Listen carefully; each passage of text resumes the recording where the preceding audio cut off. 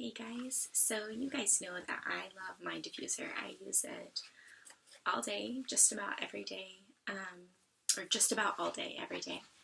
And then we have another one that we keep in our son's room that we run during his naps. So I am a super fan of these and the power of using essential oils with diffusers. But I want to talk to you today about taking care of your diffuser. So I hadn't been cleaning my diffuser regularly until we got this one. I don't think I'd cleaned my other one except maybe once, maybe. And since April, so it's probably like 7-8 months that I went without cleaning it, which is no good. And so I have started cleaning our diffusers once a week, and I didn't get to clean this one last week, and so I wanted to show you guys how I clean my diffuser while I was doing that. So this is the Lantern diffuser. It's beautiful. I turn it on, but I don't actually have a plug nearby, so I can't show you the lights, but it's really pretty. And the insides are exactly the same as the Desert Mist diffuser, which is the one we have in our son's room. So they clean just the same. So I'm just going to show you how I clean it. All you're going to need is some rubbing alcohol, which is obviously super cheap to get in the States. It's a little bit more expensive here. I got this bottle on Amazon for I think £5. But it doesn't take very much. I've had this for more than a month and you can see it's still nearly full. And I don't only use it for diffusers, I use it for other things as well. So, and then you're just going to need some cotton balls and some Q-tips. And what you're going to do is just you want to make sure it's dry. So if it isn't dry, if there's still some liquid, you can use a cotton ball or like a paper towel, kitchen roll, whatever, to just get it dry.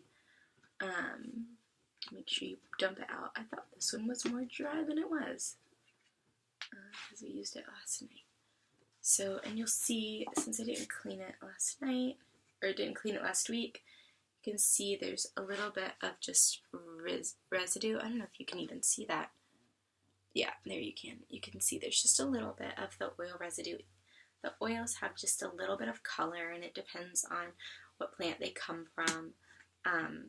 But each, a lemon oil has a little bit of yellow tint to it, and an orange oil has a little bit of orange tint to it. So that's normal. It's just part of the natural oils of the plant. But that's just from getting the water out. So the first thing I'm going to do is take a cotton ball and just get a little bit of the rubbing alcohol on there. And I'm just going to rub all over the insides of everything. So you can see there's like some, there's some grooves. That's where it sits on the bottom.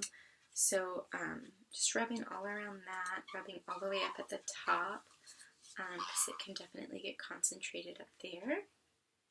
And this is actually the lid to the Desert Mist diffuser, because I didn't clean it for so long. It got some yuck in some places that I just can't get to. And so I do my best to clean it, but I put that in our room instead of in our son's room, so that he's not getting that. But I do find that if I don't clean it because of that, because I didn't clean it for so long, if I don't clean this one every week, then I wake up with some gunk in the morning. And, it's gone by midday, but I do wake up with a little bit of gunk in the mornings. So then I just got a little bit more alcohol on another cotton swab and wiped the inside of this. And so it's also got some ledges and stuff. And then now I'm just going to get the more intricate parts of the diffuser with the cotton swab. So I'll get the corners. I can show you. Get these corners down in here. This is not plugged in. I can just take this out. This is what the bottom of the diffuser looks like in case you don't have one. And the plug just comes out. And that's really nice because then when it's empty, you can just pull the plug out and go get water.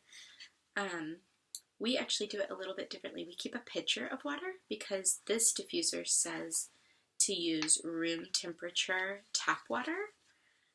And so I keep a pitcher of water and I just refill it when it gets low, and then I always have room temperature tap water to pour in to our diffusers, because we do refill them multiple times a day, so I have to refill the pitcher every second or third day. So I'm getting this, there's like a little ledge right here, so I'm getting that ledge, and then I noticed that there was just a kind of a collection of oil residue here, and so I'm just getting that, and then I usually just kind of swipe all the surfaces over, like Petri swab style, just to get it on, and then the bottom, and now that's the inside of the diffuser clean. So now I'm going to move to the lid of the diffuser, and this is usually actually going to have more on it, because it gets, this is where things get distilled to. So first, there's a little ledge here, so first I'm going to just rub all the way around the top of that ledge, and like down in this corner here, seems to get a good collection of things, of that oil residue, and I'm grateful that I can see it, because then I know that it's there. And then, this is where the Q-tip really comes in handy. I like kind of shove my Q-tip down, so you can see it's like stuck in there, between this ledge and the outside, as far as it'll go, and then I just slide it around, and I'll show you. So like I said, I haven't cleaned this one in a while, but it has some oil residue. So we've been diffusing a lot of Thieves and a lot of Raven lately, so that's probably why it's that color. Thieves has cinnamon in it, so that makes sense. We basically diffuse Thieves all winter, and because we're still adjusting to the germs and stuff that are over here in the UK, we're just getting exposed to more new things, and so we are really just keeping up with the Thieves to try and help us. So that is the lid, and then I'll swipe all around the inside just like I did with the base here, and make sure I get these corner pieces here, and then I want to get that piece. So that's the piece that has the stuff on it that I just couldn't get off after not cleaning my diffuser for so long. So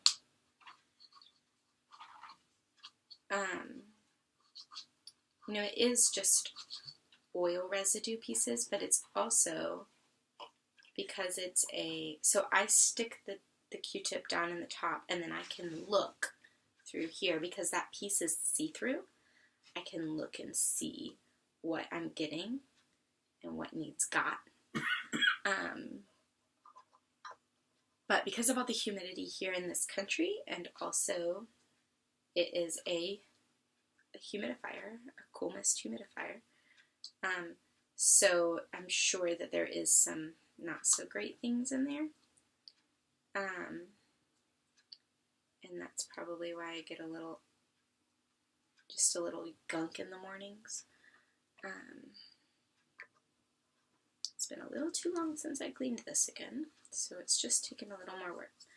But I'll, just try any way I can to get, there's like 3, if you can see that, So you see there's one, two, three little like pillars that hold that piece on.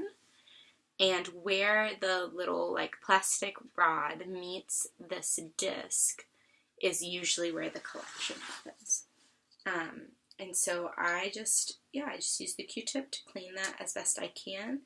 The one in the other room that I swapped for the one that came with this stays clean because I clean it every week, and I'm very diligent about cleaning our son's rooms, our son's diffuser every week. It stays clean. This one is harder to get clean because I didn't clean it for so long. So that is it. I typically will leave it out for an hour or two and let the alcohol naturally evaporate rather than like wiping it and putting water straight in it. But then once it's dry, I start using it again, and again I basically have these running all the time. So it takes 8 to 10 minutes. It takes a little less time because I'm talking about it, but it takes 8 to 10 minutes to clean each diffuser once a week, and it's definitely worth it. So this is just a quick how to care for your diffuser. Let me know if you have any questions about how I did this or the diffusers or anything like that. I'd be happy to answer those questions for you, and I hope you guys have a great day.